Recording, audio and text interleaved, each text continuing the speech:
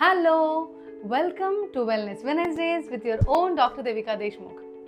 In the Sapta Dhatu series, today we have reached the last Dhatu, which is called as Shukra Dhatu. When we say Shukra, that means the last of the chain. That also means the cells of our reproductive system.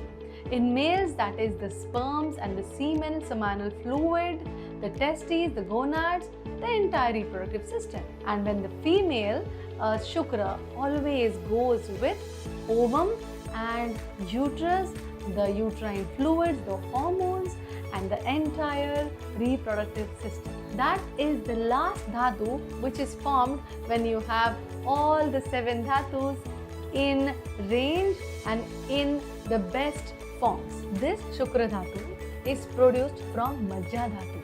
That means from rasa to rakta, rakta to mamsa, mamsa made the asti, majja and finally Shukra. That means your kapha dosha or the stability in your body, the dosha that forms composure, that gives you good grounding, that needs to be high in order to form good Shukra dhatu. Again, when a baby is formed, it's formed from a male gamete and a female gamete, isn't it? And the Shukra dhatu mainly revolves around how good the paternal gametes are in a baby. That decides the primordial factor to know whether the chance of the baby will have a better Shukra dhatu. Now Shukra, when we say, it's not just for the males, it is also same for the females.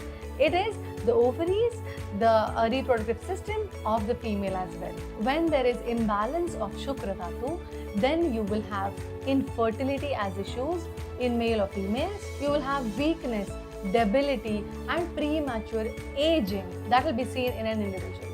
So if you have any of these symptoms, then definitely your Shukra dhatu needs to be tested and worked upon. The best Ayurvedic remedies that you will find freely available are Ashwagandha, Shatavari, Brahmi and such rasayanas which actually enhance this dhatu, but always under a doctor's prescription. Never on the platforms which is available, you just take it and start consuming it. Please don't do that, so that you don't harm yourself unnecessarily. But definitely approach a doctor and understand better. Being a fertility specialist, when a couple comes to me for fertility issues, I not only assess their semen and ovulation and all of that, but I also assess their nadi and understand what their prakriti is. Because once you understand a person's prakriti, it is very easy to understand what their routine would be, how their ahar and vihar is, and then correct that. Majority of the time, things get solved just by changing lifestyles and also giving appropriate diet and then the supplements along with the panchakarma detoxification that we give in the clinic. So if you are someone who is facing fertility issues, definitely look up panchakarma detoxification and get that done. And do you know what is affected when the Shukra dhatu is unstable? It is ojas.